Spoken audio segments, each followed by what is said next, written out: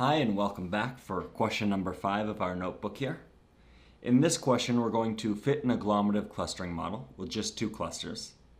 We're then going to go ahead and compare the results of agglomerative clustering to that of k-means, and then also compare that against the red and white wines and see if the numbers and the groupings seem to be the same. We're then also going to visualize the dendrogram, and the dendrogram is going to be that subgroups building up to those larger groups that we saw during lecture when we talked about agglomerative clustering. So we're going to see how we can do that in Python as well. So the first thing that we want to do is import agglomerative clustering.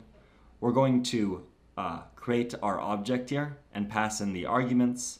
We're going to say that we want 2 clusters, so we're specifying the number of clusters equal to 2.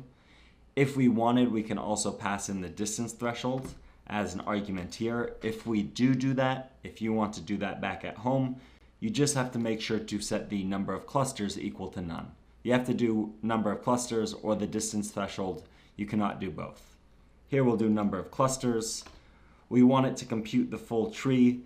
If you did a certain amount, get cut off to save computation time. So if you want to save computation time, you could set this to false, but this will run fairly quickly and it'll allow us to see everything that built up within our tree. And then we're setting our linkage toward. And again, that linkage means that we're finding the clusters that reduce the inertia the most between any other groupings. So once that has been initiated, we're then going to fit it to our data just using the float columns as we did before. And we're going to add that in as another column within our data set. So we had k-means before, and now we're also going to have the agglom data set. So I run this, and this will take just a second to run, but not too long. Now we have our data, and we can then use the same method that we saw before. So we're going to take our data and take the subset of the colors, the agglom column that we just created, the k-means that we created earlier. First, we're going to group by color and agglom and see the counts. So we run this, and we see again that the red and white wines, we're able to group them appropriately. So we're able to see that for red, only 31 were of agglom class 0 and 1568 were of agglom class 1. Whereas the majority of white was classified as agglom class 0 here. So we have the zeros and ones very highly related, very highly correlated with our red and white wine. And that was a similar story when we worked with k-means as well. Now the numbers are a bit flipped, so it doesn't really matter whether 0 or 1, that's arbitrary, but the fact that they are separating them out into specific classes.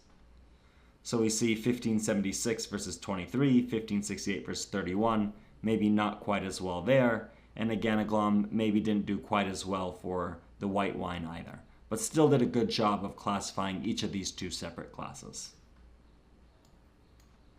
And then if we want to look at both of these in total, this will be a little bit difficult to read given that trade-off between 0 and 1 and also just having this multi-index.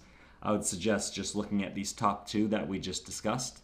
But if you want to dive deeper and see for red wine, when we had agglom, how much of the k-means were in agreement, and these would be agreement, both 1 and 0, 1563, and you can break it down accordingly and take a deeper dive into where the mismatches may have happened.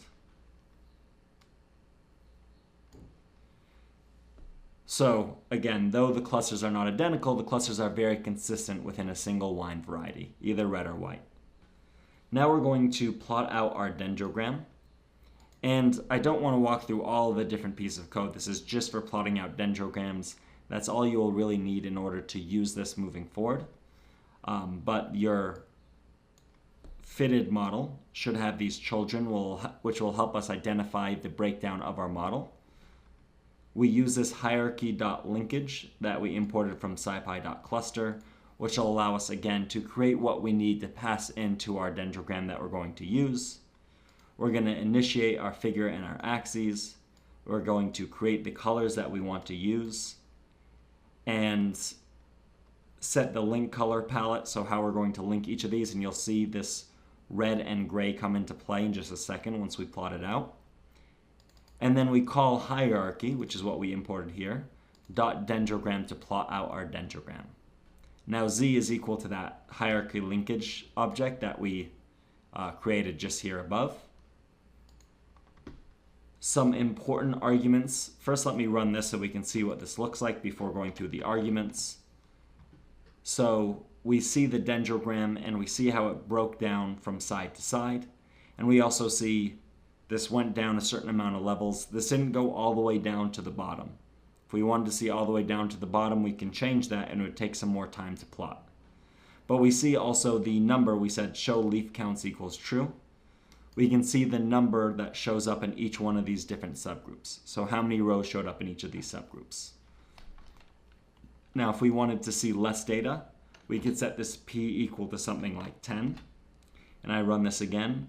And now you only see, if you count the bottom lines that we have here, there's only 10 lines. So it's breaking it down so you could see up until there are only 10 subgroups left. And that's dependent on using the last P. You can also write here level, and you can say how many levels down you want to go. So just to highlight, this is about 2 levels down. If we were to run this just 1 level down, we can see that just breaks out into these 2 subgroups. Again, I changed the P and the truncate mode at the same time in order to see how much of that dendrogram we actually want to visualize. Now, we're going to stop here, and in the next video, we're going to discuss how you can actually incorporate these different clusters into creating your different models, seeing the performance of each, and then closing out this video with another walking through of the performance with different levels of, say, different types of clusters. All right, I'll see you there.